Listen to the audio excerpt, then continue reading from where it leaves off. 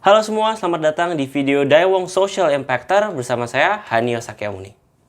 Setelah melakukan survei kecil-kecilan di Instagram, saya dan teman-teman saya menemukan bahwa masih terdapat 1 dari 4 orang yang belum mengetahui dan pernah mendengar tentang disabilitas perkembangan.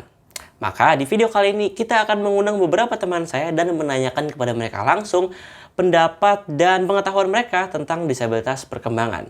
Yuk simak video ini. Action! Oke, boleh perkenalan dirinya dulu. Halo semuanya, nama gue Jonathan Jumarudin, bisa dipanggil Jojo. Ya, perkenalkan nama gue Retusana Dima Priansyah, biasa dipanggil dengan Uca, dan gue sekarang mahasiswa tahun ketiga.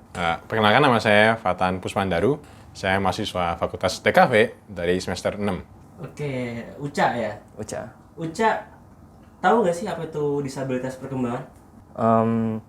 Seingat gue, yang gue pelajarin disabilitas perkembangan itu sekumpulan orang yang memiliki kondisi keterbatasan fisik maupun kognitif di usia perkembangan awalnya ya.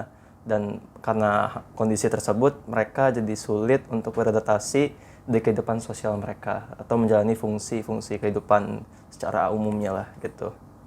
Tahu sekilas saya sih, jadi ada 2 jenis tuh, seperti disabilitas fisik dan kognitif. Fisik itu mereka yang kemampuan berjalannya kurang maksimal, mereka yang masih pakai kursi roda. Dan kalau kognitif itu mereka yang penderita autisme dan Down syndrome contohnya, itu sih kurang lebih. Pernah dengar pernah. Cuman mungkin nggak pengertiannya nggak sedalam orang lain gitu. Jadi sekedar dengar pernah. Oke. Dari ketiga jawaban tersebut sebenarnya sudah cukup menjelaskan apa itu disabilitas perkembangan. Namun saya ingin menambah dengan sebuah definisi ilmiah yang mengatakan bahwa disabilitas perkembangan adalah anak dengan karakteristik khusus dan memiliki keterbatasan pada fungsi-fungsi hidup yang dilatari oleh adanya gangguan dalam proses perkembangan terkait dengan perkembangan fisik dan sistem syaraf. Dan hal ini biasa muncul sebelum umur 22 tahun dan berlangsung seumur hidup. Lanjut ke pertanyaan kedua. Kan dulu psikologi nih. Yeah. Nah, lu tau gak sih sebenarnya disabilitas perkembangan tuh ada apa aja sih? Seinget gue tuh ada fisik, kognitif, sama sensorik ya seinget gue ya. Jenis-jenisnya mungkin yang gue ingat misalnya kayak kognitif. Itu kan dia kayak perkembangan otaknya mungkin tidak terlalu sempurna pas masih di awal. Itu biasanya kayak autis atau yang berhubungan dengan gen gitu kayak Down syndrome lah. Itu sih seingat gue yang gue pelajarin. Yang secara garis besar sih itu aja yang saya tahu ya, dua hal itu, fisik dan kognitif. Oke. Kalau fisik itu mungkin kayak tunanetra dan tunarungu gitu ya. Kayak seperti orang yang mungkin matanya nggak bisa melihat, juga kupingnya bisa mendengar. Kalau mental itu mungkin seperti penyakit autisme dan semacamnya gitu ya, yang saya ketahui. Oke, Jojo punya nggak sih pengalaman berinteraksi dengan orang dengan disabilitas perkembangan? Dulu pas SD paling ya, ketika gue ngelihat teman gue, dia itu kekurangan fisik.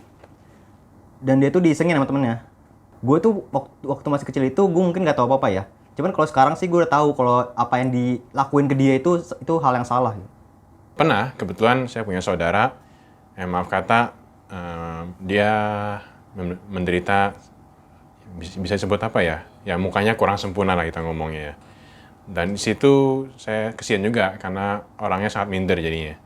Pernah, karena kebetulan saudara dekat gue juga ada yang punya disabilitas perkembangan dan tadi secara spesifiknya dia autis, dan sebenarnya autis itu kan dia ada yang mild dan ada yang berat juga. Nah, saudara gue ini termasuk yang berat yang memang udah susah gitu menjalankan fungsi kehidupan sosialnya gitu, beradaptasinya. Nah, kalau kita simpulkan dari jawaban-jawaban tersebut, mereka itu mayoritas hanya mengetahui disabilitas fisik dan juga mental. Namun, sebenarnya masih banyak jenis-jenis disabilitas perkembangan yang bisa kita ketahui. Di antaranya adalah seperti ini. Ada autism, cerebral palsy, kelainan kromosom seperti trisomi, Down syndrome, fetal alcohol dan sindrom terkait obat-obatan, Fragile X syndrome, genetic disorder, disabilitas intelektual, spina bifida, Tourette syndrome, dan velocardiofacial syndrome. Selain itu, mereka ternyata sudah memiliki pengalaman berinteraksi dengan orang dengan disabilitas perkembangan. Dan mayoritas adalah orang-orang yang dekat dengan lingkungan mereka, seperti saudara, teman, dan siapapun itu yang ada di lingkungan mereka. Oke, lanjut. Berdasarkan survei saya dan teman-teman saya kemarin juga, kami menemukan bahwa terdapat 95% responden yang merasa masih ada diskriminasi terhadap disabilitas perkembangan. Mari kita tanyakan pendapat mereka. Menurut Fatan, masih ada nggak sih diskriminasi terhadap disabilitas perkembangan di masyarakat? Oh, masih banyak sih. Kayak gimana? Perundungan ke mereka yang mempunyai disabilitas itu masih terjadi di area lingkungan pendidikan juga, bahkan mirisnya masih ada. Masih banyak terjadi diskriminasi kan, kayak kalau misalkan lu search di berita diskriminasi mengenai orang yang memiliki disabilitas, secara general disabilitas saja tuh masih banyak banget gitu, karena mereka masih nggak dipandang normal, dan karena kondisi mereka itu, mereka kayak disegregasikan kali ya jatuhnya. Di dunia nyata gitu ya, di kayak lingkungan di mana lah, mungkin udah mulai menurun ya, udah mulai jarang gitu ya. Sementara kalau mungkin seringnya di dunia maya ya, jadi kayak pembulian kata-kataan gitu lewat sosial media itu masih sering kalau kata saya. Sekarang kita tanyakan saran mereka. Oke, Uca, ada nggak sih harapan buat masyarakat gimana caranya mereka itu lebih menerima orang dengan disabilitas perkembangan? Solusi yang sempat gue terpikirkan itu ya butuh usaha juga dari pemerintah yang mungkin ngasih fasilitas lebih lanjut dan memberikan image yang baik terhadap kelompok-kelompok yang memiliki disabilitas perkembangan, bahwa mereka juga bisa menjalani kehidupan dan mereka itu nggak berbeda dari hal-hal lainnya, dan mereka kan juga manusia gitu, bukan dengan keterbatasan yang mereka dilihat sebagai orang yang berbeda gitu. Buktinya banyak di luar sana yang memang difasilitasi dengan baik, mereka bisa menjalankan kehidupan normalnya gitu, menjalankan fungsi-fungsi sosialnya layaknya manusia biasa gitu. Mungkin ambil langkah simpel aja dulu kali ya. Mungkin bisa edukasi diri sendiri gitu pertama. Jadi kayak lebih mengenal apa sih disabilitas itu, dan kayak hilangkan kata-kata diskriminasi gitu. Karena kita tuh sama-sama makhluk hidup, sama-sama manusia gitu. Kita tuh nggak secara inti kita tuh nggak berbeda gitu. Lebih baiknya dari segi pendidikan ya, dari sekolah dasar itu sudah harus tahu menahu itu anak-anak sekolah dasar itu mengenai kurang lebih apa sih disabilitas itu dan bagaimana mereka itu di masyarakat tuh hidupnya, bagaimana cara hidup berdampingan dengan mereka gitu. Dalam beberapa tahun ke depan, di waktu dekat, masyarakat akan lebih menerima disabilitas perkembangan. Gue optimis sih, karena kayak sekarang kan contohnya kayak platform TikTok atau Instagram lah gitu, mereka udah banyak mulai edukasi yang jarang gitu topiknya dibahas. Ya, contohnya misalnya kesehatan mental lah yang sekarang lagi booming, dan tentunya kan dari Dawang Social Impactor ini kan dia juga ngedukasi ini kan disabilitas perkembangan melalui banyak platform. Jadi ya saya harap salah satunya dari project ini juga memiliki impact yang besar terhadap edukasi disabilitas perkembangan ke masyarakat Indonesia. Perubahan signifikan itu harus bisa ada kalau pemerintah melakukan suatu program besar. Seperti contohnya merubah atau menambah pendidikan.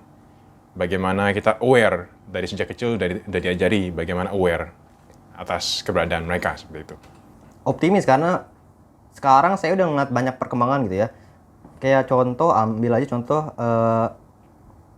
misalnya olahraga gini kan. Mungkin udah ada olimpiade di mana kayak orang-orang disabilitas bisa nunjukin kemampuan mereka di cabang tertentu gitu. Meski masih ada diskriminasi dan kurangnya pengetahuan tentang disabilitas perkembangan, mereka semua pun setuju dan sepaham bahwa awareness masyarakat akan meningkat tentang disabilitas perkembangan di waktu yang dekat ini. Jika kita semua mengedukasi diri kita masing-masing tentang apa itu disabilitas perkembangan, apa jenis-jenisnya, dan apa yang mereka butuhkan.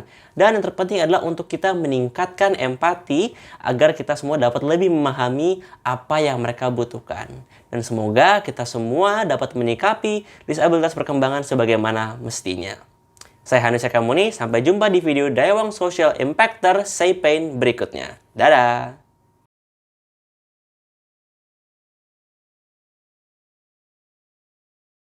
Terima kasih, Fatan.